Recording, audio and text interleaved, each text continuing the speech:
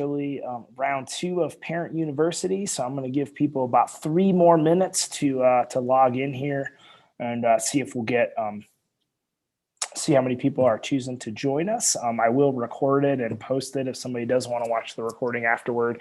I can also send the presentation out in my weekly message if people want to go through it, and if they have any questions, they can circle back with me. So thank you to those of you that are here. Some of you were with me the other night for the PTA meeting, so that was it's fun to see you again. I got to speak to some of you on the phone recently with some positive phone calls home, so that was fun too.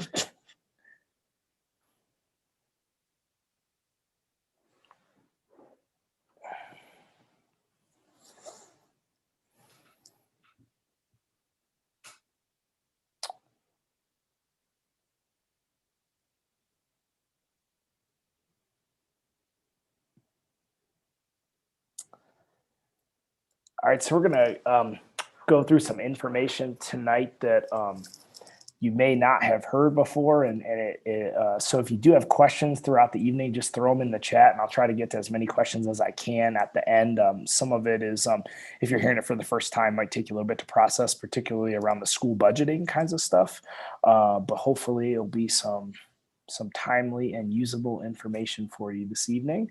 And hopefully you're getting some great information at parent-teacher conferences as well if you've had those already. And if you haven't, you will very shortly.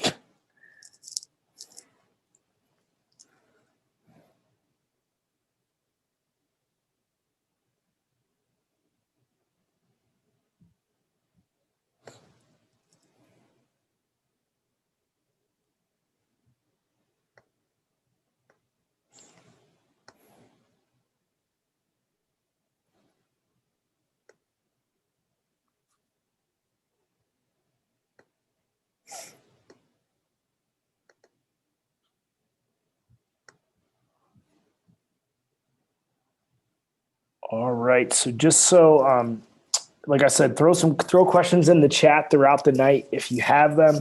I'll get to as many as I can at the end. I won't be able to monitor the chat and present at the same time because when I share my screen, it's hard to do that. So just know that we'll carve out some time at the end. We've got a few different things to get through this evening. So thank you for being here. This is our second trial round of Parent University. So if you weren't with us last time, we talked about the energy bus. And where this idea of Parent University came from was actually out of a subset of PTA called the Healthy Schools Committee. So you might be aware that we are a Jeffco healthy school. So we're trying to promote healthy ideals, both social, emotionally, and physically for kids. And we set goals, and we have a parent group and a teacher group that helps support some of the initiatives that we're doing.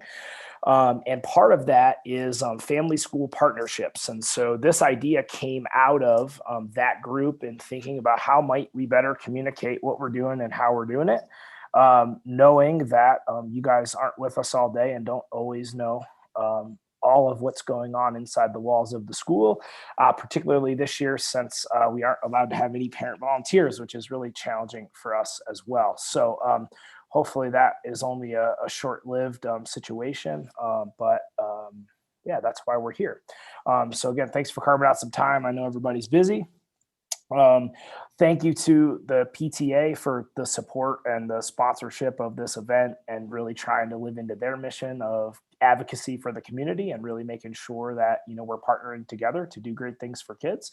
And then we have 2 teachers with us this evening, our 3rd grade teachers, Miss Meeks and Mrs. Arnold, and they will be talking about a few of the things that we're up to help me as well. All right, so we'll jump right in.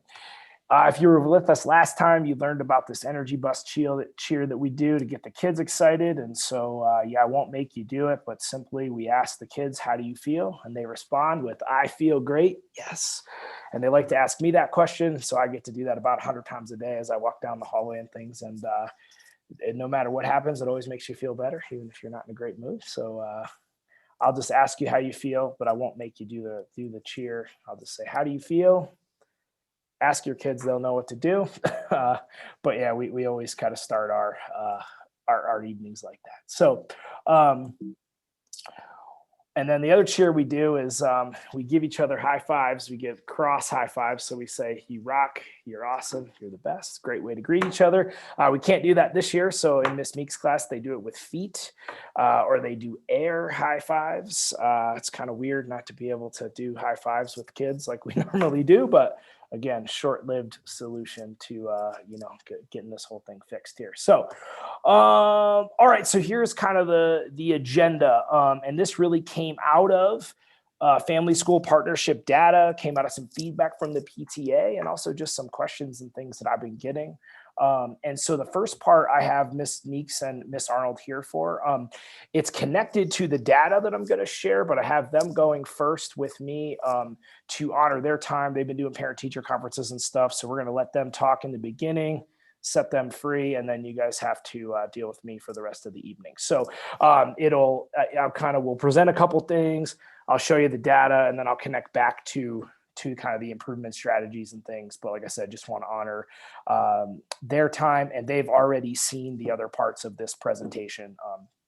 So no need for them to sit through that. So, as a part of what we do every year, it's state required, but also just what we do internally. We're always looking for what can we do better, regardless of what the data looks like. We're always looking at what we can do better, right? And so the kind of what's in the news right now, what you hear on social media, some of the conversations I have heard just kind of around amongst our community is this idea of learning loss. Like, what are we going to do about learning loss, right? And so I want to share some of the things that we do, and these are things that we do anyway to prevent learning loss, to increase student achievement, to increase growth. But they're things that we're going to do this year too, for the same reasons. The other thing to think about is that we're not necessarily taking the approach that there's this massive learning loss, but the pace of learning has slowed. So we haven't been able to get through as much because of being in and out of remote learning. That's a reality. But you'll see in the data by comparison, our kids are not falling greatly behind. And we do have a plan for how to respond. And it's kind of the way we would always respond, even in a non-COVID year. And so it's not like, we have to take a drastic right turn to do this stuff. It's stuff that we're already doing. And hopefully you'll see kind of how that will help. So the first thing that we're doing is on the additional PD days that you taught, it's almost every other Friday here for a while. We have additional professional development, collaborative planning days. And so part of what we do on those days is we are engaged in training as an entire staff in literacy development. And I put, language development as the title here because we really are tracing it back to the beginning parts of language development in terms of oral language, which comes first, then reading our language, and then writing our language, right? And we really have to understand that whole continuum. And it's not that all of us haven't been trained in this before. It's kind of a recalibration and a relook at it so that we can say, how can we do what we're doing better?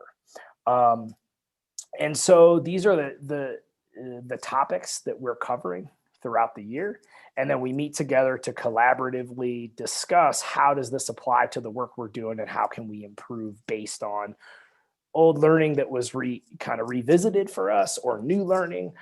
Because what you'll notice is the bottom part of this phonological and phonemic awareness is really around oral language. And upper elementary teachers, if they've only taught 4th or 5th grade, and that's where they did their student teaching, they may have learned that, but they don't have to apply that on a daily basis, right? So it makes it harder when a kid is struggling with something as they get in the older grades to know how to intervene and differentiate. And there's always growth to be had. I shared with our staff on Friday when we were engaged in this, like I was a special ed teacher, so I've had a lot of training in literacy and literacy development, and there's always more to learn. There's always things you forget. There's always new ways to apply your learning. And so that's kind of our professional development focus. We always have a professional development focus every year. This has been our focus this year for 2 reasons. One, to improve our literacy instruction because it's very important, obviously, at the elementary level. The other thing is that it is required through the state that we have X number of hours of literacy training in order for teachers to get relicensure. And so we're really taking that and saying, okay, how can we take this requirement, take our needs, marry those 2 things, and really put out a better product for kids. And the foundation of really good written language is found here as well, because you have to be able to speak well and read well to truly be a really good writer, and that includes spelling. And so we can talk more about that as time goes on. So one of the main things we do to tackle this idea of how do we engage kids and how do we meet their needs is we use something called the workshop model. Now, if you realized that you had to support your kid a lot during remote learning, this is the essence of why, because we typically don't sit and talk at your kids for hours on end, right? If you think of this circle as being 1 hour of time with your kids, right? You can see how it's sectioned off in terms of the actual direct instruction is a small part of that big hour. Then during the work time, kids are either working individually, working in peers, working in small groups with the teacher. Then there might be a time where they stop, revisit the learning target, or just clarify something that the teacher is noticing is not really landing with the kids as they're working. And then more work time. And then at the end, there's a closure where they share out and talk about kind of what they learned and kind of put a button on it for that period of time. Now, this is hard to mimic in the remote environment, so the work time in some cases was left up, this particularly at the younger grades, was kind of left up to you guys to have to manage, or the kids had to manage it independently, right? Which obviously isn't ideal because the whole structure of it is based on constructivist learning and kids learning better together. So when you try to mimic that in the remote environment, there are challenges to that. And so, teachers tried to use breakout rooms. They still met with small groups. There was different things we tried. Obviously, in the younger grades, that's a little more challenging than in the upper grades. And so, like I was saying, what students are doing is they're actually doing the work that will help them learn whatever the lesson is. And so it's very collaborative, it's cooperative. Outside in a non-COVID year, we were even moving to the space of having very few individual desks in any classroom, school-wide. And so obviously COVID has presented some challenges to this, but it still looks very similar. We're not able to share materials in the same way and things like that, but it still works really very similar. And then what the teacher is doing is a variety of things depending on the day, depending on the lesson. But this is where small group work happens. This is where individual conferencing with students happens. And this is where kind of that extra support, if kids aren't getting it, where they can challenge or remediate or really, really push forward with kids, depending on what their needs are. And again, it's not a lot of teacher talk. It's the crux of the teacher talk happens small groups or individually. The lesson is a shorter period of time, right? So it's a little different than maybe a lot of us experience school, but we've had a lot of success with this, and it's really based on current research, particularly at the elementary level, of how kids best learn. And so this is something that was in place before I got here. I happen to believe in this instructional model, and it fits really well into things like project-based learning and things like that. But this was something that's been in the works for a while. And I asked third grade to be here with me because I feel like they do this particularly well. And so we're going to pause in a moment and let them talk. But really, so that's kind of the instructional design. But before that, what happens is something called a professional learning community. And this is where each team meets at least once a week. Most teams meet more than that, but at least once a week. And they engage in a process to collaboratively plan instruction, and then look at the data that their students are providing. So the data I'm going to provide to you here tonight is kind of big picture interim data that's just supposed to be a metric of how are we doing overall, how do we compare. But the meat of the instructional decisions are based in the conversations we have in professional learning communities, and assessments that the teachers are creating specifically based on the standards that they're teaching, and then analysis of those standards and trying to, in some cases, mimic the types of questions that they would be asked on CMAS and really create a high level of rigor within those assessments. And so, yeah, I mean, and then the whole meeting is based on these 4 questions. So it starts with what are the standards? We're required to teach the Colorado academic standards. That's what the CMAS testing is based on. So it's what do we want the kids to learn? And that's in a particular unit, right? And it's not just, loosey-goosey. We're trying to hit all the standards throughout the course of the year, but in any given period of time, it's what do we want the kids to learn right now? How will they know if they learned it? So we choose which assessments are we going to use to track it. And then how we will respond when some students don't get it, because our jobs would be really easy if everybody got it the first time around. They don't always do that. And then there's inevitably kids who already knew it before we started that particular unit, right? So we're trying to differentiate on both ends, and we do that through pre-test, post-test data. We call them common formative assessments, common summative assessments, and it's really at the beginning of the unit. We give them an assessment. We see, okay, what do they know and what do they don't know? We don't want to teach them things they already know, but based on what they don't know, and then we plan the instruction, and then we reassess throughout to make sure that they're learning the things we want them to learn. So I'm going to pause there, and I'm going to turn it over to Ms. Meeks and Ms. Arnold to speak a little bit about both workshop and PLC, and kind of how that is a big driver of the work we do together. So, hi, thanks for being here and thanks for having me. Yeah, Ms. Meeks, Ms. Jeffrey and I meet every Monday and in our PLC, and we typically have Amy Ellerman, our instructional coach, with us, who has a fantastic lens and really helps us to get a really good laser focus on what we're trying to accomplish. Chris will often join us, or if we have a need for other specialists based on what's going on in the classroom, we could have Mr. Walker in if we're wanting to collaborate on a particular project with him, or anybody that we might want to collaborate, or we might need some extra expertise. We would ask them to join us in particular PLCs or PLC meetings. And so we plan and create common assessments, as Chris said, based on the standards. We take a look at all of that. We take a look at our curricular documents provided by the district and other various resources that we have. And so we use that to drive our planning, and particularly we start with assessments. What are we going to want the kids to know in the end? So they're common assessments because we want to be able to compare across all of the kids in the grade level. And this allows us to, so we create these assessments. As Chris said, we do a pre-assessment for each unit. We do a pre-assessment. We do at least a couple of CFAs, or common formative assessments, throughout to see how kids are doing with particular skills that we identified in the beginning as essential learnings for that unit.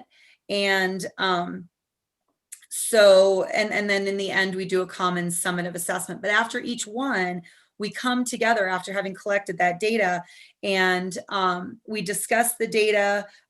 We gather it all on a common spreadsheet. So we're looking at each other's data. We're able to compare and analyze that data together. And then we discuss the trends and patterns that we see, and that allows us to talk about instructional strategies. We typically talk about instructional strategies beforehand, but obviously we all have different styles. And in the moment, our kids, we're going to obviously be the most responsive to our kids in the moment. So we don't have the exact same kids, they're not, every classroom is a little bit different, or in some cases a lot different. And so, and then across one class, you have a lot of different kids. So we're really working on dialing into meeting kids' needs by student, by skill, using this process. And so then we go about identifying through that process the kids who, with the pre-assessment. Okay, great. Maybe we don't need to spend so much time on this. We'll spend more time on that particular skill or concept. And then from there, with the CFA, we can start drilling down and saying, oh, okay, this is a group of kids or some individuals who are not getting it just with core instruction. Maybe they need some review, or maybe they need some more intensive instruction and that kind of thing, or maybe they need some extension. So Jesse's going to go a little bit more into workshop and how we then go about addressing those needs. But I want to emphasize something that Chris said, which is the cool thing is that we've already had this in place. This is how we do things already. So we always, we're given all of these different standards and all of these different things to do with kids and to cover with kids. What we're really trying to do is go deeper rather than worrying about covering everything. So part of the PLC process is to really drill down to what the most essential learnings are in any particular unit. And so this year just means that we're doing that even more at this point. We're saying, okay, what's really essential for kids to, and transferable, but thinking about those transferable skills for kids to be able to have a grasp on, so that those are the things they can take with them and apply as they move forward. So that's really what we're thinking about right now. And that's really what we're trying to get into with these assessments and with all of the analysis and the conversations about our instructional strategies and so forth. Hi, everyone. It's good to see you all tonight. So like Mrs. Arnold said, we bring all of our data together, and what we're really trying to drill down to is what are the big standards that we're looking at. And we typically have 3 or 4 for each unit that are the most essential. And then we're looking at each child to see how are they doing on each of the specific standards. They might be hitting some, for others, they might still need some more work. So we go through a process of looking at what are the overall trends that we're seeing, thinking about why do we think we're seeing those trends, but then we start getting into the really nitty gritty of what are we going to do about the information that we've been given based on the kids' results. And so that's where we then move into the workshop model. So we make plans during our PLC meeting around, exactly which group of kids are we going to want to do intervention with? What specific interventions are we going to try? And so we kind of plan those out together. Those could be interventions for a whole class. So if we see that the trend is in one class, the majority of students are not hitting the mark where we want them to be, we talk about those instructional decisions of what are we going to do for the entire class to make some adjustments so that everyone's getting it. Or those interventions can be more individual or small group based. And so if we see a small group of students that are struggling with a common challenge in their work as readers, writers, and mathematicians, we then during that work time pull small groups, and we use those interventions that we've talked about as a team to target specific skills. And we review what we do in class, but then we also try to get at it in a different way because we know that not all students learn the same way or need the same experiences. So we pull small groups during that time. Or we might see that an individual student is in particular need of certain interventions. And so we'll work one-on-one with students and coach them on whatever it is that we're seeing in the data. And when we say interventions, that could be something that they might have a gap in their learning, or it might be that we're accelerating them because we see that they already have the core content information. And so we start that work right from the beginning of a unit with our pre-assessments. We look to see, which kids are almost there and we think they'll get it with core instruction. Which kids, do we see we can already start pushing farther, and which kids do we feel we might need to catch earlier in their work. And then we do those common formative assessments throughout the unit. One, to check and see how is our instruction landing with the class as a whole, but also to see are our interventions working for those students that we've pulled in small groups or individually. If it's working, great. We keep that up. We keep having them, do their core classroom work. Or if it's not working, then we say, what's next? What's the next step for this student so that we can make sure that we are hitting whatever it is that they are needing. And then we actually just did this today since our PLC work is on Mondays. When we look at our CSA data, we look to see, okay, who got it? Who do we think will be just fine when we circle back around to this in our next, in our case, nonfiction unit?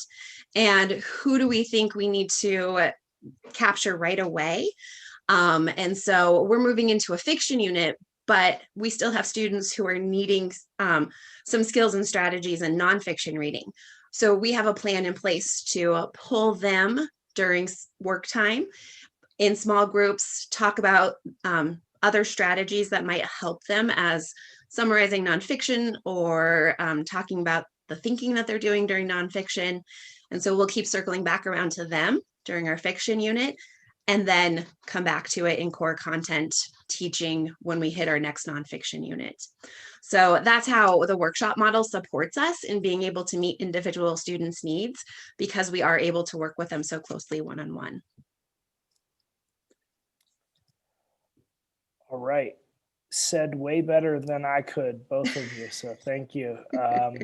So yeah, these guys do a great job with this process, and we've seen, you know, over the last few years, big impact on student learning. And I'll show that in the data, with the understanding that, you know, right now we're in the midst of kind of an unprecedented situation. And so, you know, while it may not all be butterflies and rainbows at the moment, there is a pathway forward using things we've already done and have been shown to work. So, yeah, any final thoughts from you guys before you get on with your evening, Miss Meeks or Mrs. Arnold?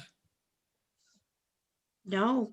I don't think so. I just think you know, it's the way we've been doing things for a long time now. I don't know what we would do without our PLCs. The collaboration is vital. And if something's not working great in my class, if my data, for example, didn't on some particular skill, my kids didn't perform as well, I could go to Sharon or Jesse and say, hey, your data in this area looks better than mine. Let's talk about what you tried, maybe that I didn't try. Maybe your kids got more practice at something because of the way that you were doing something, you know. So we can really share our instructional strategies and boost each other up and help each other out for the benefit of the students. So it really works well. Hey, Chris, I have a quick question. This is Brianna Giroux. Is this process happening at every grade level with all the each teacher and each grade level, or is it different per grade level? It is happening at every grade level. Looks a little different at the younger grade levels, just because of well, it just looks a little different at the younger grade levels, but very similar process throughout the school. Okay, thanks. Yep. All right, Miss Arnold, Miss Meeks, talk to you later. Thanks a lot for your time. Really appreciate it. Thank you. Thank you. Good night. All right. So, you know, if you guys are interested in, you know, in instructional design, educational research, you can look up Workshop Model. You can also look up the PLC process. It comes out of the work of a guy named Rick DeFore. He's written entire books on it. I have a 300-page book in my office about the process, and there's lots and lots of data to support it as an efficacious way to grow student learning. So if you're interested in that, just yeah, I can direct you to the resources, or if you Google it, you'll find a lot of information in those areas. So next part of the evening is I'm going to go over a few tests that we use at a high level. So the assessments you just heard them talk about, they use the term CFA, CSA, Common Formative Assessment, Common Summative Assessment. Those are the assessments that we use to make the crux of our instructional decisions, because those are the closest to the students and the teachers, meaning that it's directly assessing what we're teaching, right? Which is why it's so valuable. These other assessments are norm referenced tests that are based on reading development, or that are based on the standards, and provide a comparison to students within the district and nationally on how kids are doing, right? So it's intended to be a checkpoint, you know, kind of a moment in time of how are we doing as compared to other kids. Now, they're based on the Colorado Academic Standards, but it's you know, they kind of test everything at a certain point in the year and kind of try to give us a barometer of where kids are functioning, right? So big one that we use is called DIBELS, Dynamic Indicator of Basic Early Literacy Skills. This is required for us to use by the state. It's not the only required one, but it is a requirement of the Colorado READ Act, which requires us to track student data in grades K through 3, and anybody that's not on grade level goes on a READ Act plan. And so, and then we have to prove like that what we are doing to help a student in that area. And this is the test we use to see where are kids functioning. So many of you got, at parent teacher conferences, you heard about things like correct letter sounds and nonsense word fluency and first sound fluency or phoneme segmentation or fluency or all of these terms. This is what this tests, and it's intended to be just a high level check-in of if I'm tracking on grade level on this assessment. Research indicates that I likely will be on grade level in reading kind of throughout my education. There's a lot of research behind this if you look this up. It's not the be all end all, but it's a checkpoint, and that's its intention. And so I'm going to share some historical data just to paint a picture for you. So 17, 18, that was not, I was not at Maple Grove yet at that point. But we do this 3 times a year, but really what we're tracking is this end of year data. Like what's the percentage of kids that are at the benchmark by the end of the year, really at every grade level, right? Because throughout the year, we're instructing and making changes based on that information. And so, you'll see at the end of the 17-18 year, those are the percentages of kids on grade level. We have less than 8% of our kids school-wide on READ-ACT plans. And some of those kids are also on IEPs, which is an individualized education plan, which is for special education students, which, we're saying there's a reason why they're not at grade level. So with that crossover, 8% is, a relatively good number. Of course, we would want every kid on grade level, but statistically that generally doesn't happen because kids learn at different rates, particularly at the elementary level. So then 18-19, you can see, really, really good rate of improvement there. 18-19 was actually my first year at Maple Grove. I'm not saying that the data is because of me. It's very much because of the teachers, but just for reference purposes. And then last year we did not have end of year data because of COVID. So we had mid-year data and we didn't do testing at the end of the year. So just, thing to note there, by mid-year we had, pretty similar story. And I believe if we had stayed in school, we would have had the same story as we had in years past. Our early grade teachers do a good job with those basic literacy skills. At the kindergarten level, the tests switch. There's a test that the kids have never seen before that happens at mid-year. So generally we see kind of a mid-year dip in kindergarten and then it improves by the end of the year. But that's kind of where we were at last year. And then this year we have beginning of year and middle of year data. Now, a couple things to note here, because like you look at this number of 15% in first grade as being pretty alarming. There was some, I am not exactly sure what happened there, but the kindergartners had not taken the test since the previous winter. And we do not believe that was an accurate reflection of where they came in. And the reason we know that is when we get low scores, we're required to progress monitor every 7 to 10 days after that to make sure that the data was correct, right? So we have to respond immediately and we progress monitor using similar, meaning we give the assessment again to make sure that the data was correct, because if it is correct, then we have to put the kids on READ-ACT plans, right? So this would have meant we would have had to put most of first grade on READ-ACT plans, which isn't true. Like a lot of you guys have first graders, we don't have that low a percentage of kids reading on grade level, right? So you can see kind of the jump to mid-year, but you can also see in kindergarten, right? There's kind of that normal dip, but also like this test was given right at the end of the first semester while everybody was in remote learning, right? So not an excuse, it's just a statement of fact. That's when the test was given. And so depending on the grade level, the impact that could have, because we gave the test remotely. Some kids came into school to take the test one-on-one with the teacher, but I'm anticipating that this will improve by the end of the year. We may not get to the same level that we were, which is like almost 90% at every grade level. But, I guess I say this to paint the picture of like, we're not in emergency mode right now, but we are being very watchful about what is the impact that this year is having on student learning. All right, the other metric that we use at a high level is called the Colorado Measures of Academic Progress, or academic success. Sorry, I wrote the wrong term up there. So this is the state test data. This is given by the CDE. And so this is when we give this test, this is how we have to respond with an improvement plan. This is, it's the test that's given every spring if you're in 3rd through 11th grade. And this is kind of the high stakes assessment that you might hear about on Chalkbeat or in the news. And it's required federally that every state have some test like this, especially in reading and in math. And so, yeah, typo there, but yeah, Colorado Measure of Academic Success. And this switched to Colorado Measure of Academic Success when you heard, about states adopting the Common Core curriculum. Colorado didn't adopt the Common Core, but what they adopted is Colorado's version of the Common Core. It's very, very similar. There's a couple changes, but that's essentially what it is. So,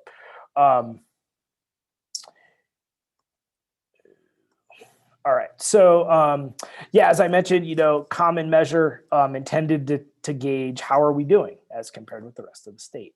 So this is the historical data. As I mentioned, the 2018, 2019, that was my first year at Maple Grove. But this is the percentage of students that met or exceeded on the ELA achievement part of the test. And so that's reading and writing together. You'll see this number of 89%, right? So you look at these numbers, right? And, in this last year, the numbers in 4th and 5th grade went up pretty drastically. And you see a little bit of a struggle in 3rd grade there. Interestingly, 3rd grade had over 75% of their kids meeting expectation on the MAP assessment, which is another assessment I'm going to talk about here in a second. But the reason I put this 89th percentile up here is while these numbers maybe aren't as high as we want them to be, as compared with other schools in the state, we are in the 89th percentile, which I'll go over the bell curve here in a minute, but if you're familiar with percentile ranks, it means that we're doing better than 89% of the schools in the state. And I only say that to say that when states switched their assessment to align to Common Core, overall averages of kids meeting or exceeding the expectations went down. And that's been the trend nationally, but that's been the trend in Colorado, which is why, on one hand, it's like, only 43% of the kids met or exceeded expectations on the test. In theory, that is intended to indicate whether they're reading or writing on grade level, although I don't know that it's 100% a clear communication of that, but just kind of something to think about as we go through this. But yeah, certainly I want all these numbers to be in the 80s, if I'm being honest, right? And the staff does too, right? Now, the interesting part about this test is that it's reading and writing together. And so when you disaggregate the data on this test, we do better in reading than we do in writing. And so if we continue to do better in reading and bring the writing up, the marriage of those two will bring the overall score up. Now, the other thing is I get a question a lot about, technology, right? And technology in the younger grades. The kids have to type all their answers. And I will tell you for sure that our 3rd graders do much better on the written assessments that they get in class than they do when they have to type their answers. When you disaggregate the data, there are kids who are gifted and talented students who on some of the written questions on this exam literally didn't answer the question, which means you get 0 points, which impacts the overall score, right? And again, it's not an excuse, it's just a statement of fact. It's unfortunately, we are in a reality where we do have to prepare kids to take the test, and we have to get them to be more proficient typers so that they can show what they know on the test, because it is not accurate to say that only 43% of our kids are on grade level, but that is how they performed on the test. And so just some interesting things to look at there. Now, this is math. And so again, we're in the 82nd percentile there.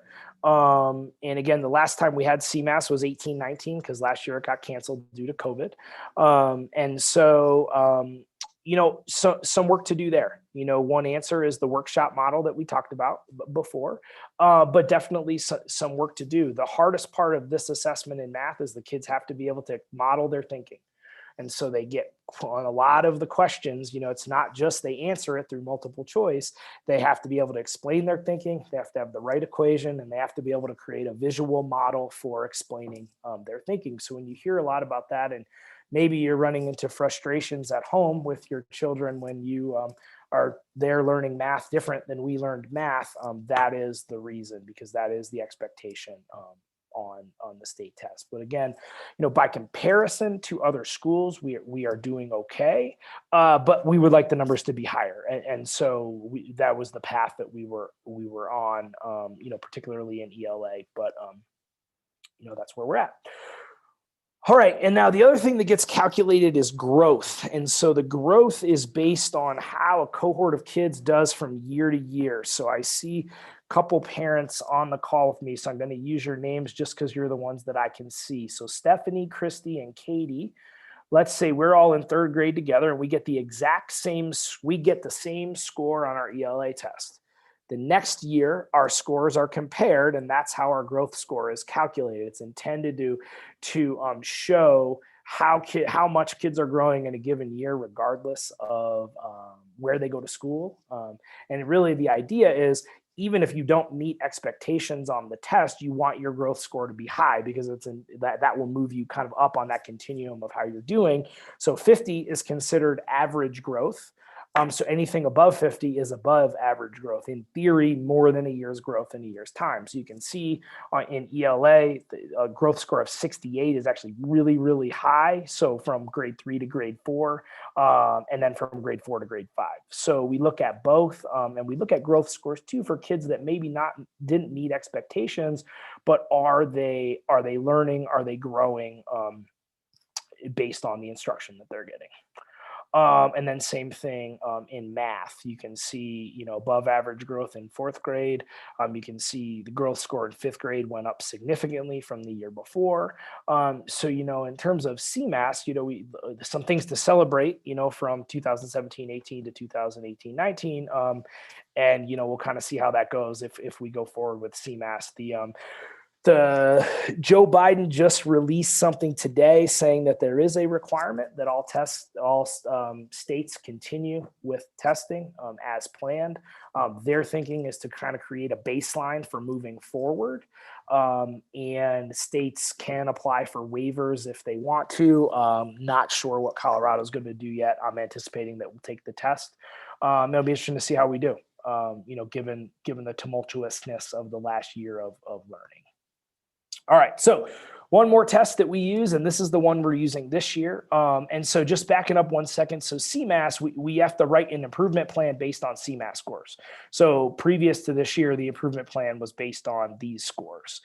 Now, the test that we're using this year that kind of gives us the biggest barometer of how are we doing compared to other schools is called MAP.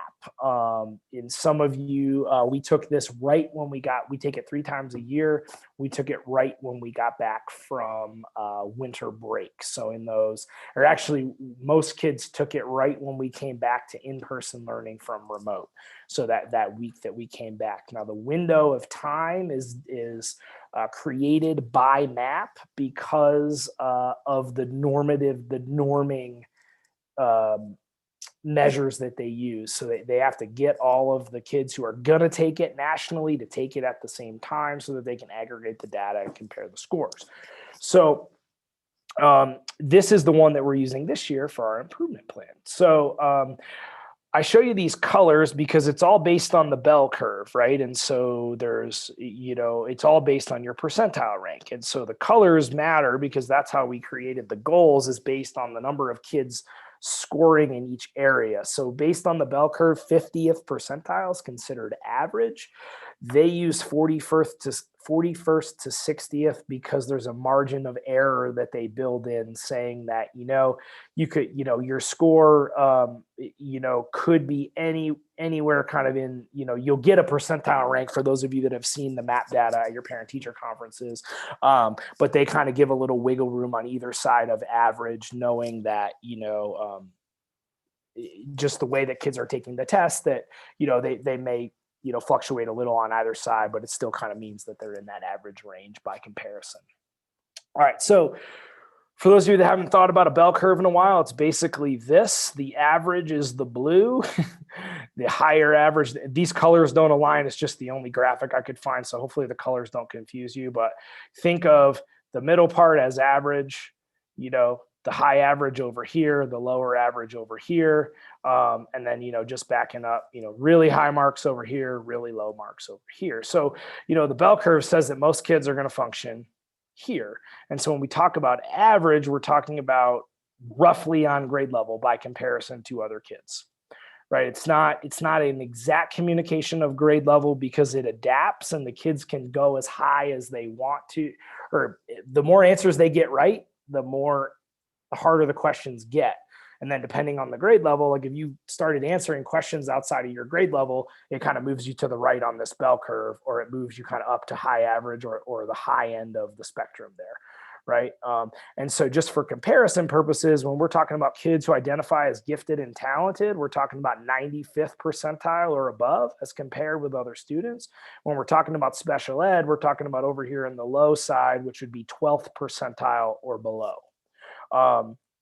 And so based on MAP, really 21st to 80th would be the rough consideration of average, although on this low average range, like you're still a little bit worried about how kids are doing, right? So we're trying to live in the yellow and the green. And so when you look at the data, I show you that because this is, you'll notice it goes last winter. We didn't have a last spring one. This fall and this winter is how I looked at it. And so the first, when we look at this at first, this is number of students functioning in the average range. So, for the purposes of this, unless you're a statistician and we want to dive into it further, it's kind of, the roughly saying that rough percentage of kids that are functioning on grade level as compared with other kids. So, when I say that, we are very aware that there is some learning loss potentially happening, it isn't an emergency when you look at the data sets that we have. It means that we need to be thoughtful. It means that we need to improve, but it's not, the sky isn't falling necessarily, right? So now the percentages are going to change because, and you'll see why in a second, the next slide is in the 61st percentile or above, all right? Now, the percentages change because when we look at this graph here, the green and above is considered to be the best predictor of how kids will do on CMAS, right? So if we want the data to correlate, we want to get as many kids as we can into this high average and high range because then hopefully we'll see similar achievement on CMAS. So, I use this one to say, okay, like we're considering the situation, we're doing pretty good. But when we look at here, right, we want more kids here. We want more kids to live in the 61st percentile or above, right? And so when we look at math, it's kind of a similar story. Of course, in fifth grade, there is some concern with that percentage, but, it's not, maybe as high as we would like it, but also not a giant emergency. And, when we shift it over to this, there's some work to do, right? And so another thing that should be noted about this fifth grade group, when I showed you that CMAS data and there was third grade scores that were relatively low that year, that is the group that is now fifth graders, and there is a large percentage of kids in that grade level on IEPs. And I say that just, again, it's not an excuse, it's just a statement of fact, but it does impact the overall score because when a student's on an IEP, generally they're functioning below the 12th percentile on this test, and we're giving them support, but we're aware that they're not at grade level, but it does impact the overall metrics, right? And of course we're doing everything we can to help those students as well. All right, so now normally we would write what's called a unified improvement plan.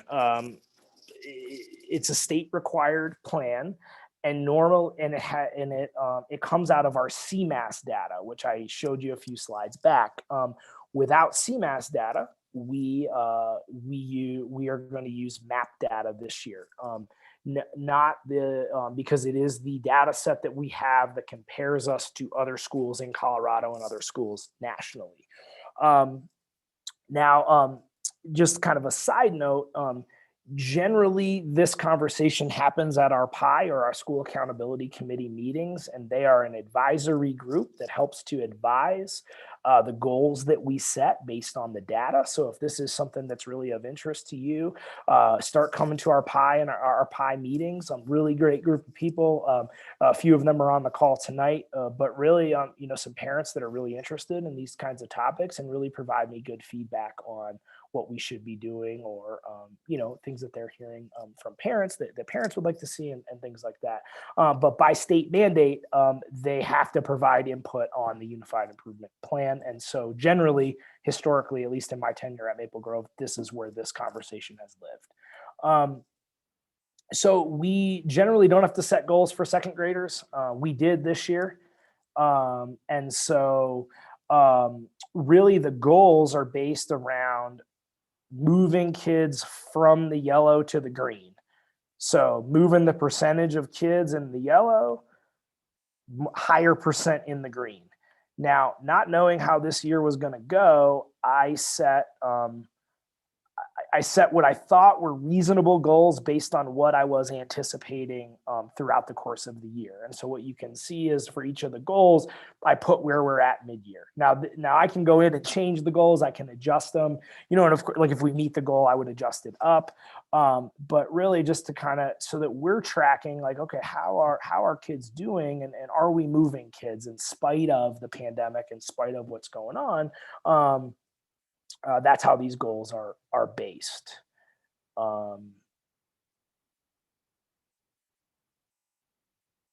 And so you can see, like in third grade already, they've met the goal in ELA.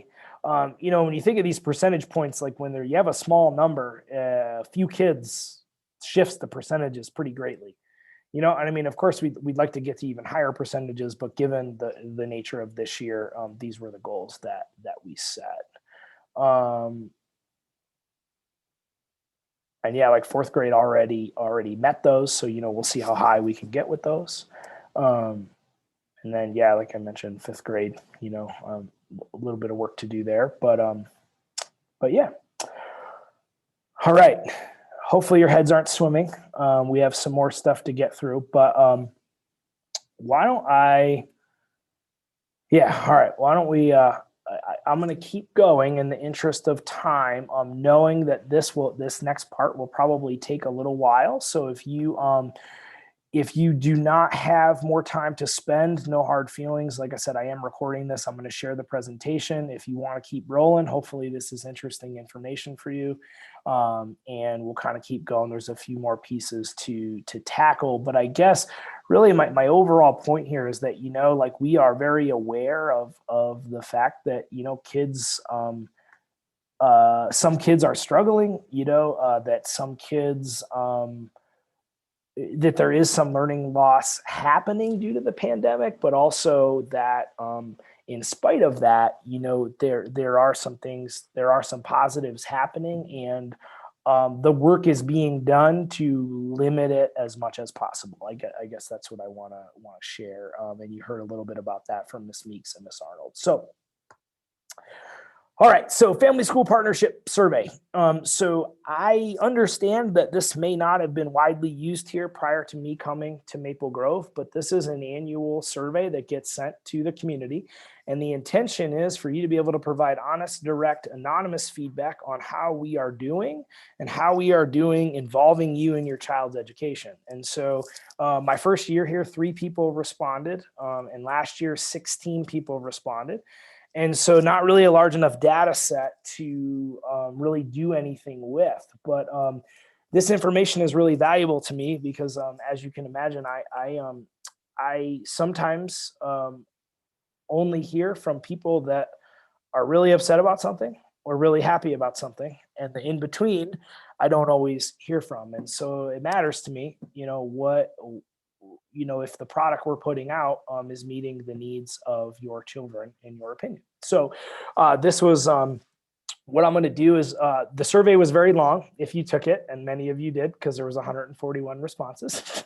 I'm not going to go through every single question, but I'm going to highlight some celebrations and some opportunities for growth. And at a later date, I will send out all of the data. I presented all of it to PI a few weeks ago.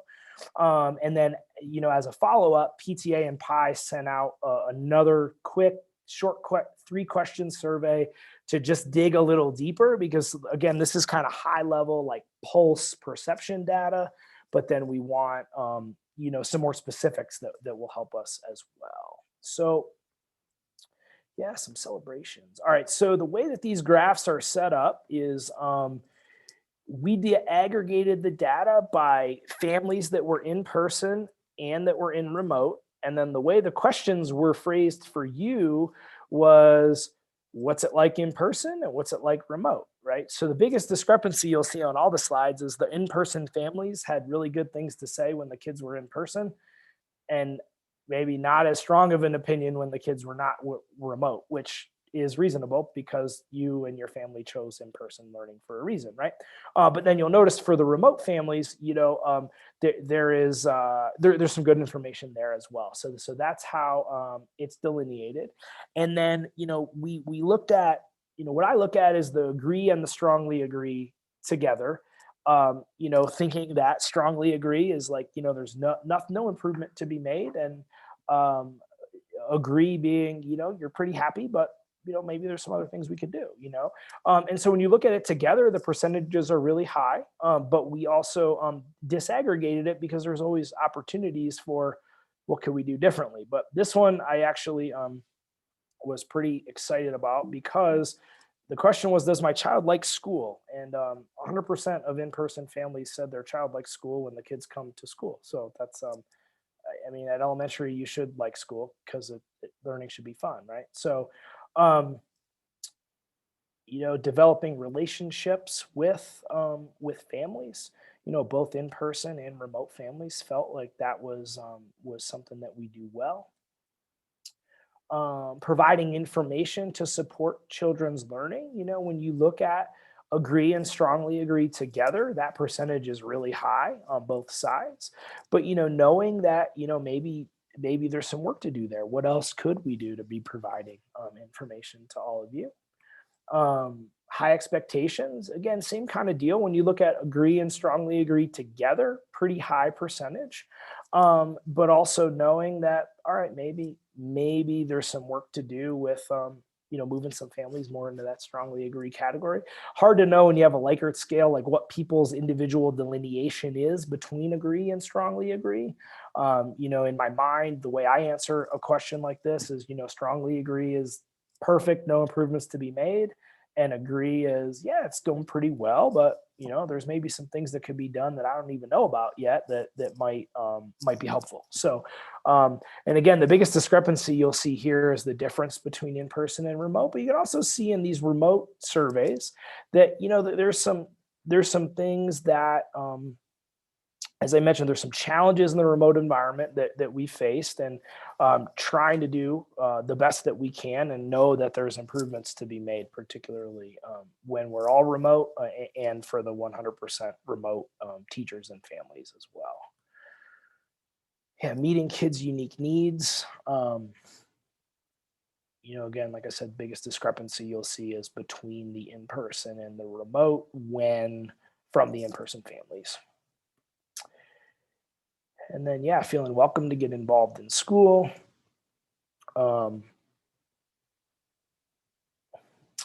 Yeah, this is something we asked more specifically about in the survey that we sent out to you, Reese, yesterday. It went out on Friday from me. It went out yesterday from PTA. But really looking at, okay, what else could we do to streamline communication to make sure everybody's getting the information that they need? Because there was some, high percentage of people that agreed, but there might be some improvements to do there, because there's a lot of communication that goes out. I just don't know that it's always in the format that everybody wants, or if it's the information that people are actually looking for, but we do try there. And then, yeah, some opportunities for growth. Some of those are being met tonight, I hope. So asks for input, like even when we look at agree and disagree, there's only 74% of people that felt. So, we need to look for ways to get more input from you all about what we're doing and suggestions that you have. So I appreciate that feedback. Informed about how my child is doing academically. A little bit of growth to be had there. I think we're trying to combat that. I'm hoping that, more transparent sharing of MAP and DIBELS data at parent-teacher conferences and some things like that. I'm hoping that we're getting better there, but certainly want to be pretty precise and thoughtful about when and how we share that information. And, I know that before I got here, in some cases, some of that DIBELS data and MAP data wasn't always being shared, but I feel like it's important to get that information out to you all. So hopefully you're getting some good information at parent-teacher conferences. This is an interesting one, and this is something that we work a lot on through the Energy Bus and through Second Step and through some of the other social emotional learning things that we do. But yeah, we don't always communicate that. And so that's good feedback for us to know that if that's something you guys want to know about, we can think about marrying that into parent-teacher conferences or other things that we do. Overall school performance. This one, I really appreciated this because it's, I share this information at PI every year, but don't always share it more broadly than that. I advertise the PI meetings, but, not always, a lot of people don't always come, but, sharing the school-wide performance, it's all out there, but, wanting to make sure that we, give good information, and that's part of what we're doing tonight. So, again, appreciate that feedback. Again, this is another area where it's, we need to do better at communicating the avenues that you can go through if you do feel your child is struggling and how they can get extra help. This will lead a little bit into the budget conversation. We can talk more about that. And then, this one, legal rights of children and families. There are definitely some things that we could do there to share that information with you, particularly around special education and qualification and the rights that you have as a family if you're concerned about that for your child.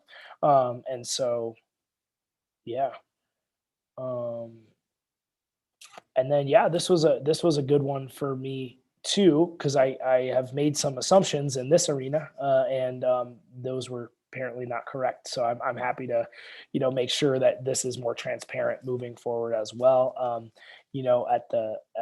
Put it the most simply, reach out to me or your child's teacher, and we will help problem solve with you.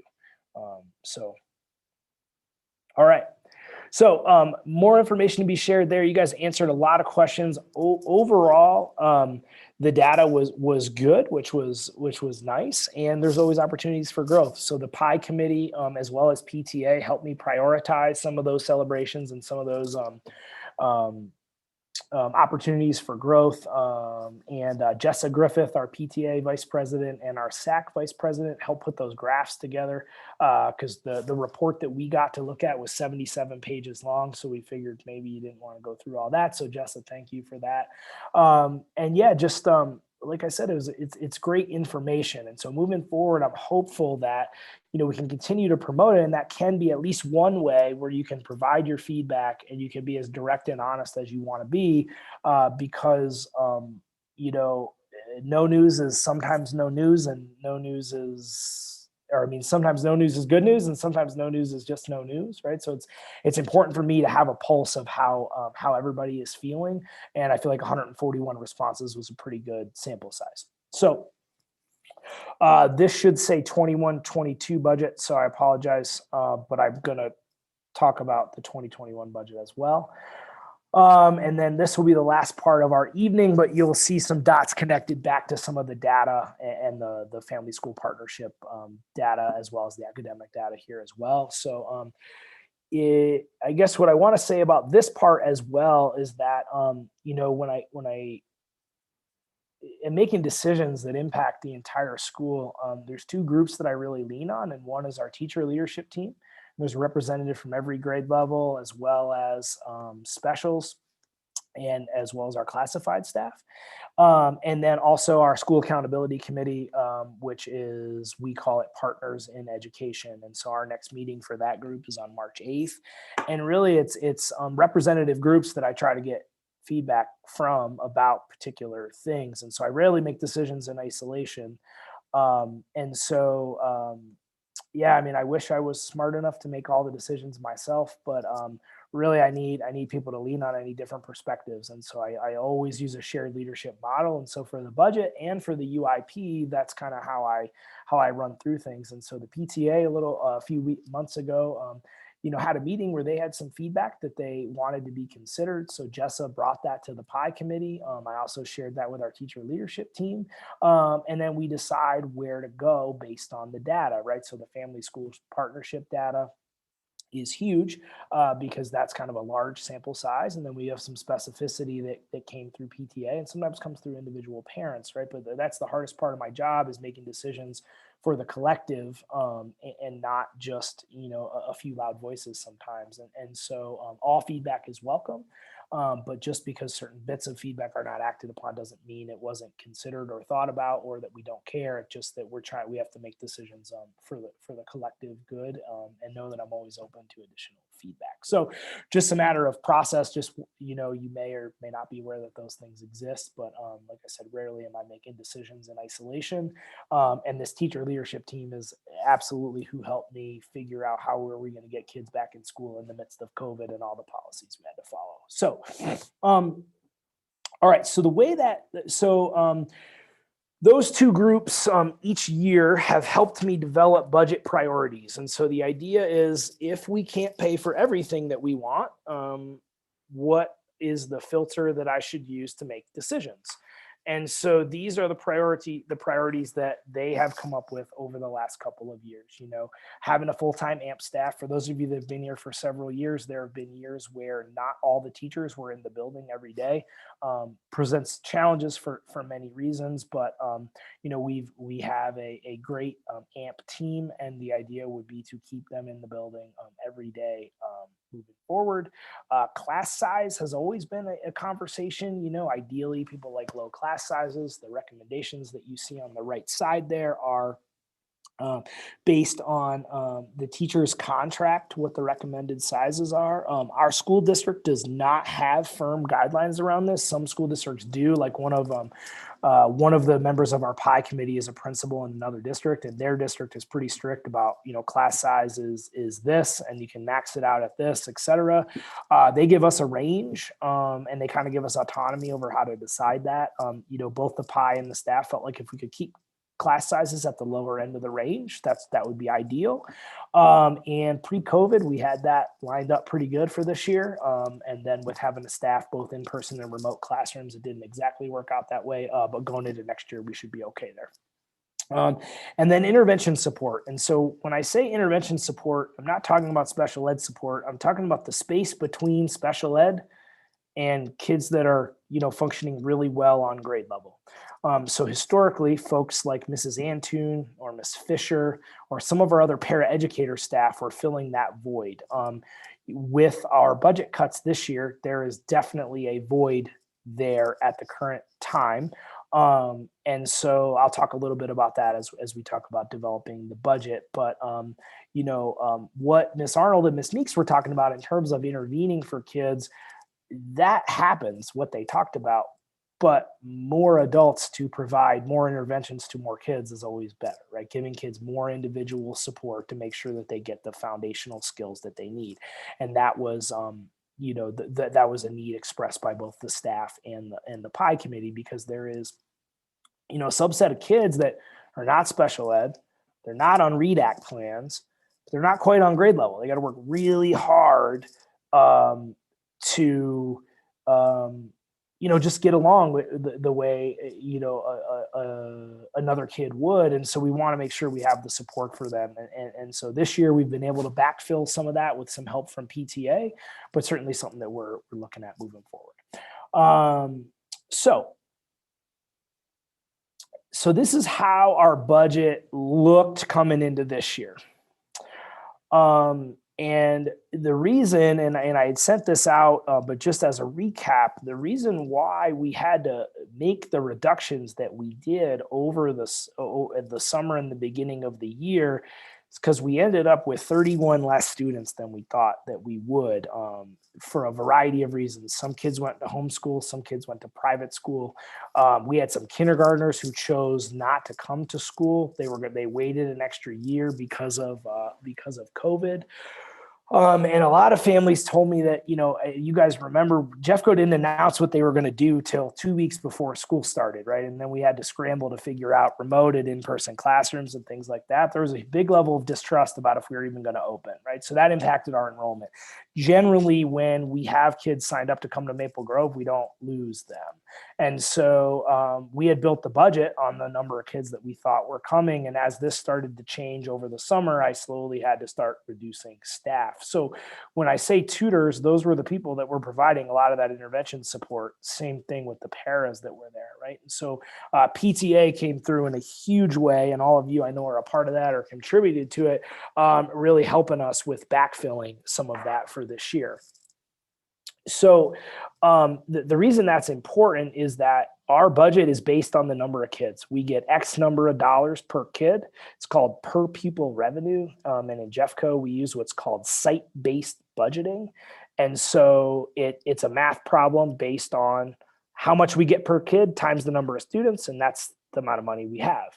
And then I have autonomy over how do I staff the building with the money that I have. Now, I always present it this way because it seems like if you do the math on $6,330 times 330 students, it's almost $2 million, right? And when you add in some of these other factors that they give us a little bit of additional money because we're a little smaller compared to some other elementary schools. And then at-risk dollars are for kids that qualify for free and reduced lunch. Now, all of that kind of goes into this big pot, and then I have to start buying staff members, right? And every staff member, there's a cost, and the cost is average salary plus benefits. So none of our teachers are making this much money.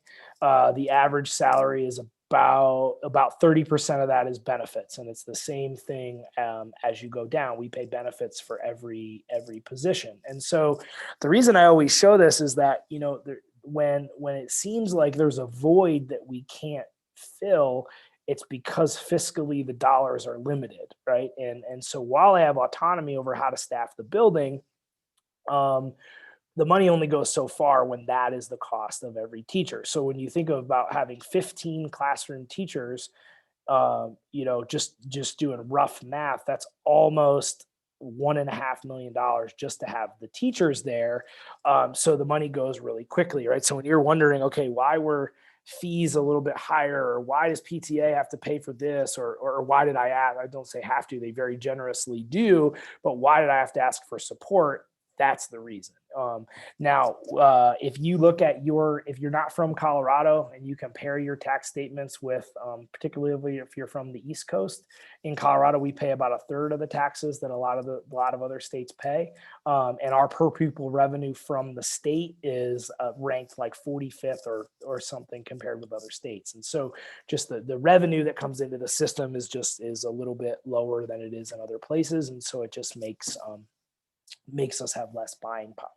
So when you look at this number of 6,330, that the state gives about $7,500 per student, and the district takes a little bit of overhead off of the top for central administrative costs, as well as like we don't pay for heat or electricity, or if like the water main breaks or stuff like that, that all gets taken care of, and like the plowing and all of that sort of stuff.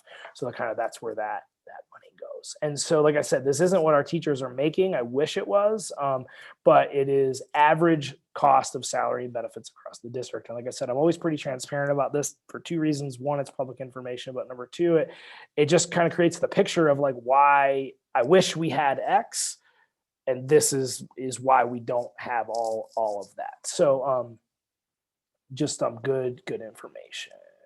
All right, so once we pay for staff, then the remaining is left over for this kind of stuff. So this year we exhausted a majority of our resources on staff. I always budget extra money for this, but with the budget reductions, we didn't. But what the budget reductions this year created is a very healthy budget going into next year. Because the other thing is that for those of you that have been here for a while, when we had sixth grade here, the enrollment overall was between 360 and 400, which is a lot more money into the budget. And so the staffing model that I inherited was based on having sixth grade. And so over time, I've had to slowly kind of pare it down to a space that's more sustainable given our current enrollment. And so, I did that in a few different ways, but what I was trying to avoid is, my first year coming in and year one into year two saying, okay, now I have to, reduce all of these positions. Not really good for making friends, but not good for kids either. So I've kind of done it over time, but now we're in a space where it's okay. It's sustainable, but we've got to decide what we want to do with that money going into next year. And so the budget right now is based on our October count. So the October count is the official amount of money that we get from the state. And so this is how we're currently staffed. This is the number of kids at each grade level, number of teachers at each grade level. And, you'll see we had to do some combo classes because of offering remote and in-person learning. And so our budget came in, and when it comes in on October 1st, it's the number of butts in seats on that day or in the window of time around that day, and that's how much money they give me. So if I budget for 365 and we get 330, that money goes away, right? So if I don't make the proper adjustments to balance the budget, then we're in the negative going into the following year, right? So I made the necessary adjustments.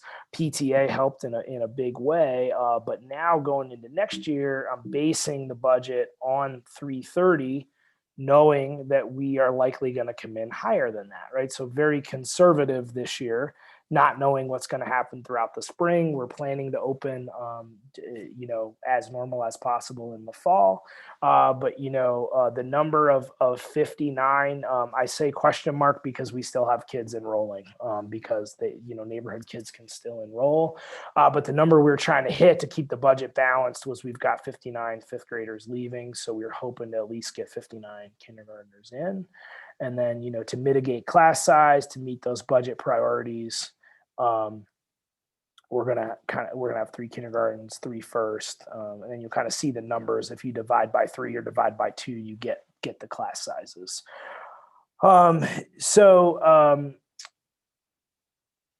This is also based on something that was kind of put into motion before I came, the idea of trying to grow to 3 classrooms at every grade level. That was a decision that was made collaboratively with the staff and with the school accountability committee.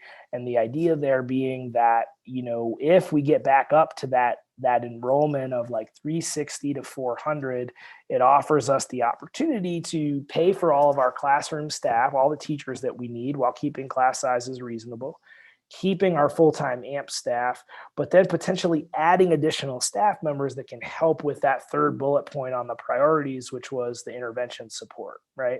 And thinking about, do we need some licensed staff members, meaning additional teachers in this arena that can help, whether that's a full-time reading interventionist, whether that's a gifted and talented teacher. Historically, it's been fiscally not possible to do those things. But going into next year, like I said, we are likely going to come in higher than 330. The budget I've made right now is very conservative, so we have some wiggle room. We've got leftover money after paying for what we need, and then I'm working with PTA to continue to do some support with paraeducators, which would allow us to pay for even more staff. Like this year, it was kind of if PTA wasn't able to help us out, we wouldn't have had those positions. Next year, if PTA is able to help us out, we can have even more of those positions, which means more staff working directly with kids. All right, so let me make sure. All right, so that was the crux of that. And I know school-based budgeting is confusing, so I'm going to stop there. I saw some questions pop in the chat, and I will get through as many questions as I can.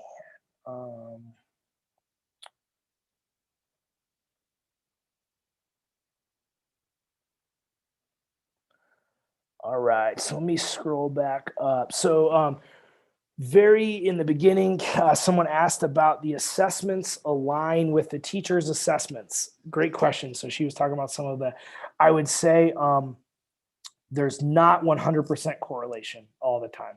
I would like to see a higher correlation there, but there is definitely some correlation between the two. The test construct is a little bit different, and sometimes what gets tested is different, so it's not a one-to-one comparison. But definitely, when you're talking about like reading assessments, for example, the data that I shared was, we have a majority of our kids that are reading on grade level by compared to with those other assessments. That holds true with the data that the teachers are collecting as well. So,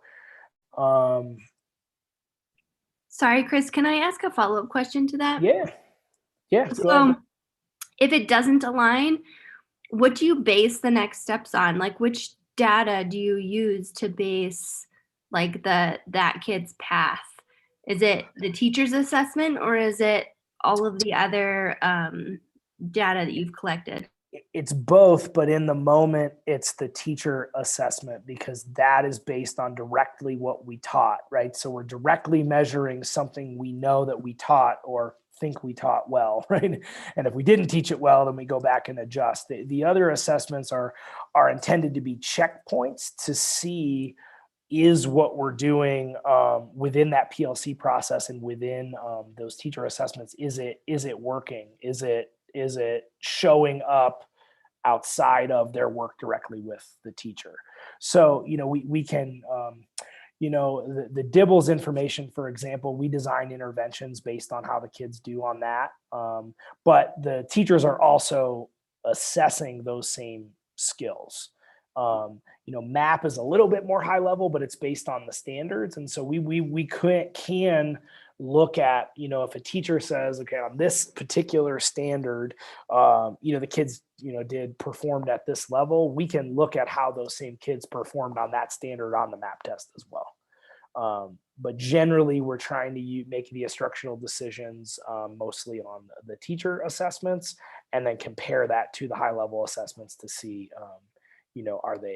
are we tracking in the right arena? But that being said, when I told you like about the CMAS data and about how we disaggregated, the reading and the writing data, and we showed significantly lower performance on writing, that actually happened the year that we saw like the improvements in the ELA scores in 4th and 5th grade, and we were on the path to do that last year as well. We started doing more work around the writing and how can we make have kids perform better on their written tasks in order to perform better on the test. So does that answer your question? Yes, thank you. Cool. Yeah. Good question. All right.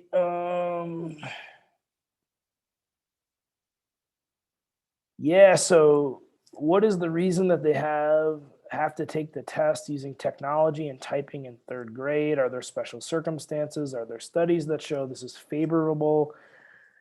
Yeah, so that is a really good question, and I don't know the black and white answer to that, why it all of a sudden went computer-based. I do think it has to do with scoring and norming and sorting of the data. I don't know that there is I am not aware of a study that shows this is a better way to test kids, but I can certainly see what I can find out through our assessment office.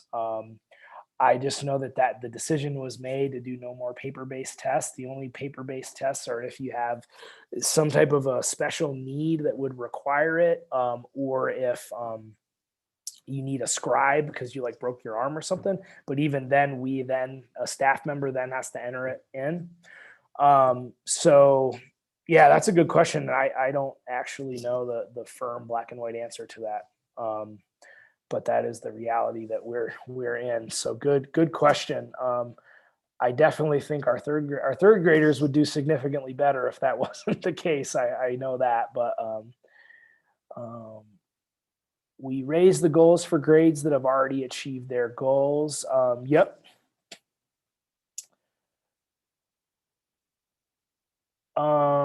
Yeah, so the district is the one that gave the survey. So it does get shared with the district, and they're the ones that separated the data out for me because it was all compiled. There's a educational research and design department at the district that designs the surveys and sends them out. And so they are the ones that collect all the data, and then they share it with me. So they are well aware of the data that was reported, and they look at it district-wide. And I believe they presented some of that to the Board of Education about a month ago, but I did not watch that presentation. But yeah, they're the ones that collect that data. Yeah, so do I feel like the remote obstacles are being overcome? So I have heard that some districts are keeping this model. How are they making that decision? So, I would say that for some kids, remote learning works, and for others, it doesn't. And I think we've made progress, but I would not say that we have overcome the remote obstacles. I would say that the district right now is planning on offering a remote option, but it will not be managed at the school level next year. It'll be managed at the district level, and families will opt into that. What I will say is that most online schools that have some research based behind them do not use the model that we're trying to use. The model that most schools are trying to use right now was based on parent survey data, but it's really trying to take the in-person environment and then mimic that remotely. Most online schools don't do that. But also families that typically choose an online school are because they want a flexibility in their schedule. They have the means to support their family or their kid in a different way than a working family in our community might. But there is not nearly as much live time in most online schools than what we are trying to provide. And I'm not saying one's better or worse, but it's hard to say, like, are we truly overcoming it? Because we're kind of creating a model that didn't previously exist. And so what I would say is, we've got some kids that it's worked well for. We've got some teachers that did really well with it, and some that it didn't work well for, and some teachers that really struggled with it. I mean, if I'm being honest, so yeah, we, I think I got all parts of that. Yeah, one more question. follow-up to that as Yeah, well. please. So when you say it's managed by the district, does that mean we won't have all the class splitting and, we'll have our full staff next year? Right, And exactly. That's great Right. news. Yeah, and so for 1 Yeah, year, or you won't what it be will teaching be is- kindergartner next year. I won't, which might make me a little sad. I can't say I've hated it, but it has made it challenging in the midst of all the other things. But it's been a good opportunity. But yeah, it'll be the students will for next year. A student that chose remote would remain a Maple Grove student, but they would be assigned a teacher who is working in the remote program and would likely have kids from a variety of different schools in that particular grade level. But yes, our plan will to be not have, combo classes or, multi-grade classes, as well as all the staff that we have will be teaching in person. Unless something drastically changes with COVID or something, but that's the plan as of right now.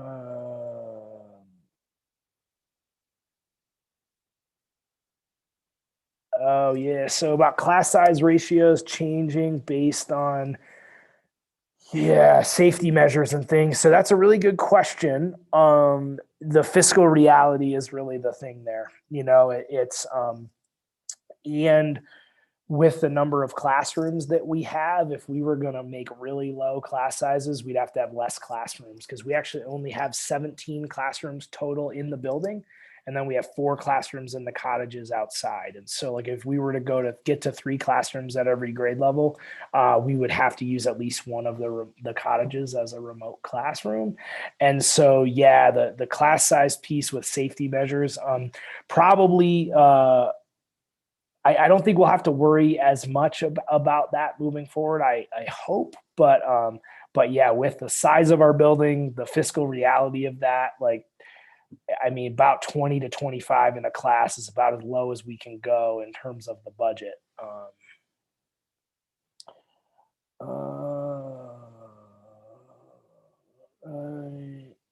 right. All right. So, all right. I think I got through everything. Jessa said she has 2 questions. So, Jessa, you want to ask those verbally? Yeah. All right. My first one was, with budget and looking at first grade, right now it looks like 51 students and thinking next year 2 class sizes. What do we do if several neighborhood kids want to return? Do we have an upper limit there, and are we? Yeah, it would be here. I'll go. I think you're talking about the first graders moving into second grade. Yeah. Yeah. So, yeah, I mean, the upper limit is supposed to be about 24, but the budget reality is we would need to get a lot more kids in order to be able to fund a full additional teacher at that grade level. So we would have to look at maybe paraeducator support. I've never done this, but some of my colleagues have done like a halftime person that only works in the morning to split the kids for reading and math so that their larger class size is only in the afternoon for like science or social studies. So we can definitely get creative there. And we've got a little bit of wiggle room in the budget. We'll have to see kind of how it shakes out and how high those numbers are getting. But definitely kind of the one space where the class size piece is concerning. And so we'll have to see kind of, like I said, how the numbers shake out, and then make some decisions from there. Okay. But those are kind of two ideas that would be outside of, hiring a full-on third teacher.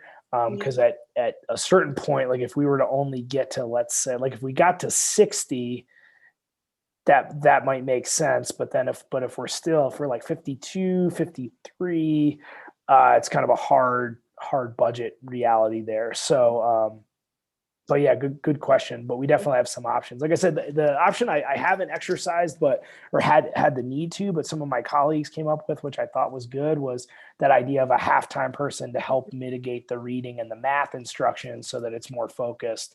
Yeah. And then larger class sizes for other stuff, which is a lot more manageable. So, but yeah, that will be future discussions at PI about that as we look at enrollment throughout the spring. So yeah, good question. And then another one. Yeah, the other one was around the MAP testing. Yeah. And it seems like a lot of the achievement and growth has to do with the bell curve. But is that bell curve compared to either historical data or standards, or is it all compared to other achievement at other schools this year? Because A little bit of both. yeah, It's intended to align to the Colorado Act. It's aligned to the academic standards, but then it's also a normative comparison to other students who took the test this year. So that's what. Go ahead. yeah, I guess where my brain is going with this is if we're comparing to kids nationally, and there is a slower learning pace or a delay or a dip nationally, it might not be as prominent in the data because our dip would be relative to a national dip, which would kind of dampen the visual effect of the dip. That is possible.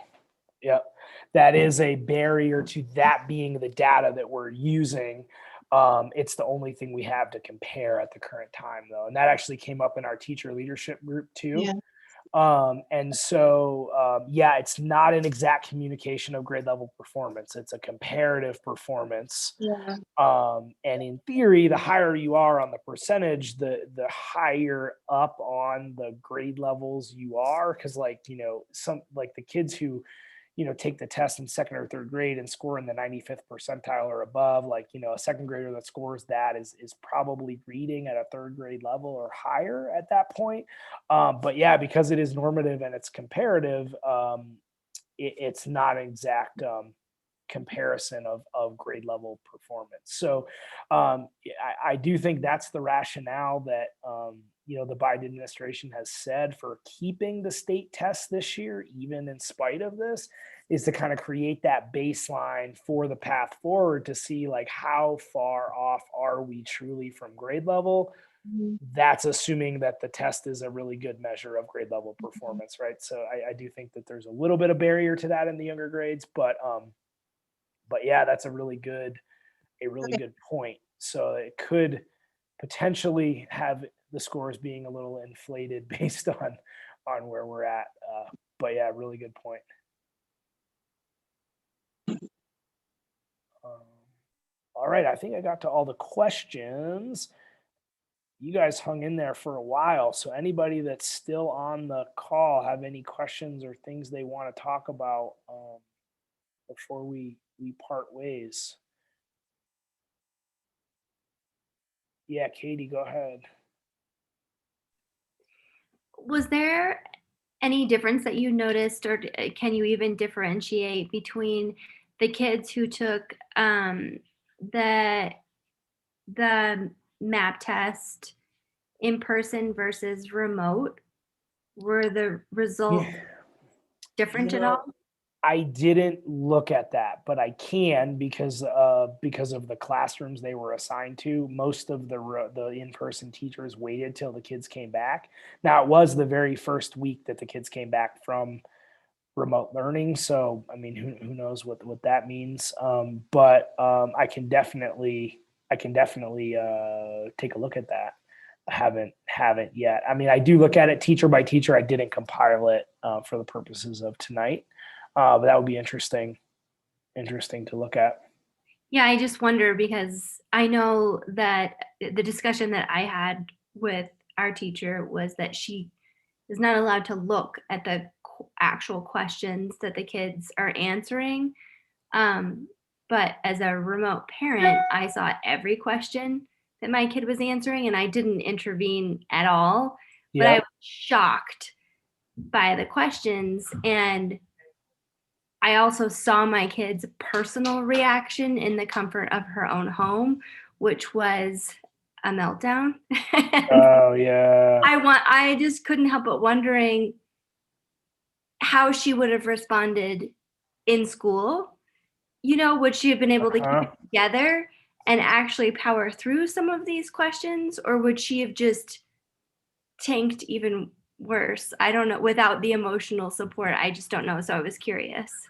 Yeah, that's a I'm glad you shared that story with me. What I will say is that the test is intended to be adaptive, meaning the more questions that you answer right, the harder it gets. And it's supposed to top you out. And that does get frustrating for some kids, depending on the grade level.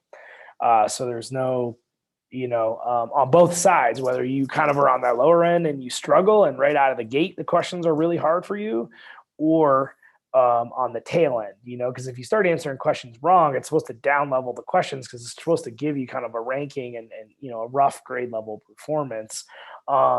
Just out of curiosity, maybe we can talk about this, kind of one-on-one, but did you feel like the questions were too hard right out of the gate? It was insanely frustrating as a parent because I understood the dynamic of it going into it. And it started out totally adequate, but for like 2 questions. And then by our 4th question, we were on like a 3-paragraph essay that she was having to read on her own. And she's a lower end reader as it is, but she's just, the way it was explained to me is that her logic is just really good. And so her best guess was just spot on every single time. And I couldn't say anything.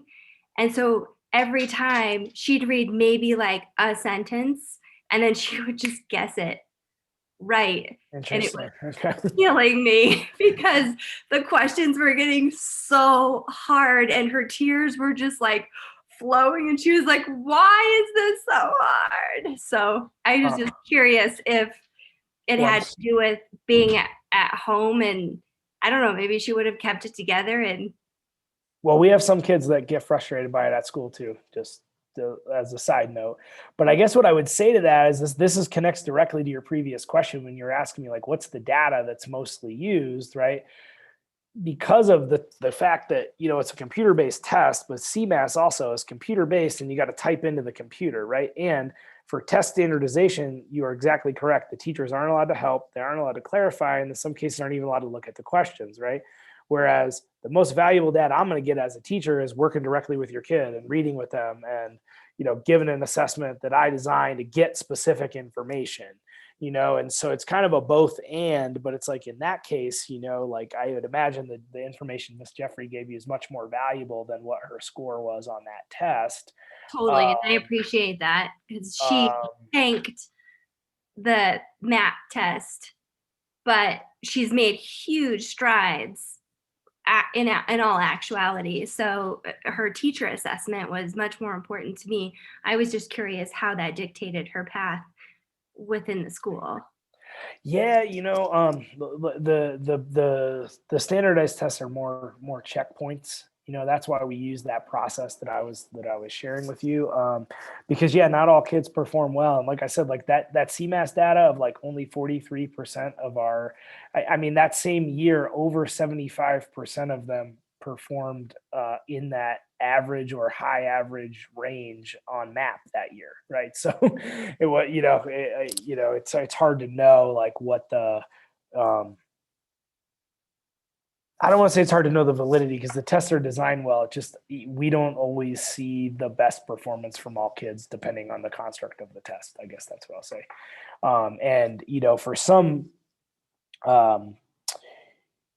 some kids, tests like that are easier than others. Some kids don't like taking tests, and MAP is a long test. Like it's why we don't give it in kindergarten and first grade, because like even in kindergarten, it's like 57 questions.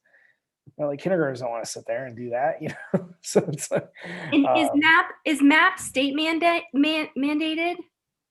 It isn't. It is. Our district asks us to give it to kids starting in second grade. Because we need, I mean, it's intended, like I said, as a checkpoint. They compare the data district-wide. It's also, we need norm reference tests to qualify kids for both special education and gifted and talented on either side, and we need the percentile rank in order to do that, and that is state mandated. So we could use other things. MAP's just kind of one of the longest standing ones that has the most research behind their norming and things to kind of, it's headed for accuracy purposes, but for some kids it isn't the best measure. All right, good questions. Hey Chris, can I ask something real quick? Please. So we were kind of in the same boat. Our daughter bombed the MAP test, and part of the problem was the computer. We don't keep our kids on the computer at all. So they they have a very hard time navigating the computer on their own. And so we're remote right now. But my question is, do the kids, at what age is there keyboarding lessons or computer lessons, an actual class for the kids? Because my fear is next year, they'll be my daughter will at least be in third grade. And if most of everything's on the computer, I don't plan on having them on the computer at all during this summer. Like I want them off. So is that something that's on our end, or the teachers? From what I understood, that it's too much for the teachers to teach, right? Because they have so much going on. I get that. But I also understand it's frustrating on both ends for the teachers and the parents. Like, what is our responsibility for that? So I guess what I would say is, we don't do kind of the typing classes that maybe we all remember as like, when computers were first becoming popular and, you take like the typing class, right? So we don't do that in a formal way. We give the kids lots of exposure to using the devices for a purpose, right? And then in third grade, they do assign typing practice as homework. There's some online programs, or they provide time for them in class to do the classes. So there's some online classes that they do. I am not honestly sure how many of those are going on right now, but I know in years past, because of this void, we've added that in, because like I said, we got kids who can write really well, and they get to the test and they get to that question and they're just like, I don't feel like doing this. I mean, we had a kid a couple of years ago that like, he was a gifted and talented kid, like off the charts smart, like 99th percentile on those MAP tests. And he got 0 points on writing on his CMAS test. The only way to get 0 points is if you write it so illegibly that you can't read it, or you literally don't answer the question. Like you just read it and then you click submit and you don't put anything, So it's like, but then you circle that back to a kid who struggles with typing or a kid, and yeah, it's definitely a barrier that we're trying to overcome. But yeah, I mean, I wouldn't say there's like a large parent responsibility, but we try to give the kids exposure and practice. I was just wondering. We'll probably do some just to help out, but okay. Yeah, I don't know if this is an opportunity to like interject an idea of like stress management around technology, because as you know, my son just got in trouble for not handling his Chromebook correctly out of frustration. And one of the ideas we had was, can he take like one of those squeeze balls to school with him? Because we have one that actually has like a little cleaner for his computer screen, so they go together. And because I mean, I obviously get upset with my own technology. I get that concept, but because it's being introduced so much earlier, it's like a domino effect almost. Like I didn't have a computer nor an email address till I was in my 20s, and now, I mean, Ryder's 9 years old and is, not being asked to be proficient, but I would say 80% of his lessons are Chromebook based now, since we've had this whole, remote learning process and then going back to school. So part of it's hard for us to gauge, is this a COVID thing or is this third grade? Because we of all the bouncing back and not really knowing what the expectation is, how long should they be on their computer, that kind of stuff. And I don't know, so it could be an idea of how, like, introducing that in the energy bus or some other idea about how to handle your frustration when you're frustrated with not being able. In this instance, it was a writing assignment and something got stuck and he was mad about it. This was like an hour after he left your office for being recognized for being a great student. And I'm like, that's all right. Well, nobody's perfect, and I would be lying if I told you there weren't times where I want to throw my computer too. So. Yeah, that's why I told him. After he threw it, but No, but I mean, that's the thing too, is just trying to have the kids just get familiar enough with it that they can navigate it and use all the tools efficiently. Because that's the other thing, is like before CMAS, like we go through like a whole practice modules where we teach them how to use all the tools that are specific just to that test, and a lot of it mimics the stuff that you see in Google Docs and stuff anyway, or like in Microsoft, if you're more familiar with that platform, like being able to highlight things or cross stuff out, or like there's all these tools that can help you that are like, the test taking strategies that many of us learned. But that's learning in and of itself, is just what tools does this test platform have? And luckily they mimic a lot of this stuff, but like I said, that's why we're trying to give them exposure to it so that it doesn't become to that frustration point of like, I just don't even want to deal with this. Like, I mean, which I get, because I mean, I understand where the frustration comes from, particularly if, either it's challenging for you or it's not challenging for you and you just don't see the point in doing it. Like either one of those things is potentially frustrating. So, but yeah, good questions. Anything else while we're... Yeah, so we're going to keep doing Parent University. Katie is actually on the Healthy Schools Committee, and she was kind of part of the conversations that got this rolling. We're kind of basing it on, what do people want to know? What's timely, what's connected to things you see going on around the school, just to get more avenues to get information out there, because the longer I'm in this role, the more I realize how much as educators we speak in a lot of jargon that very smart educated parents don't understand, simply because we're using educator speak. And so I'm trying to bridge that gap a little bit, and moving forward, having more staff members join me to just kind of highlight some stuff that you may not see or even know about or even think to ask about. If you don't know to ask, and sometimes in the lack of information, people create their own stories about what is or is not happening. So trying to get out in front of kind of the thoughtful work that the teachers are doing every day. And it's not perfect, and it doesn't mean that there's some not many spaces for improvement, myself included, but definitely always a push for continual growth in service of students. And so if you have ideas for topics, you can let me know. Katie's been really helping promote these, so thank you, Katie. And PTA has really been instrumental too, and really advocating for what they are hearing in the parent community as needs and potential things that we need to address. And hopefully people know that I'm not too scary to come and talk to if they have a concern, but also understand why someone wouldn't want to do that as well. So, all right, anything else before we part ways? You rock, Mr. Neville. Thank you for your time. Oh, you're welcome. I gotta put less topics on the agenda if we want to keep these to an hour, but Thanks, hopefully Chris. it was time well spent for you. All right. Thanks, everyone. Talk to you guys later. Night.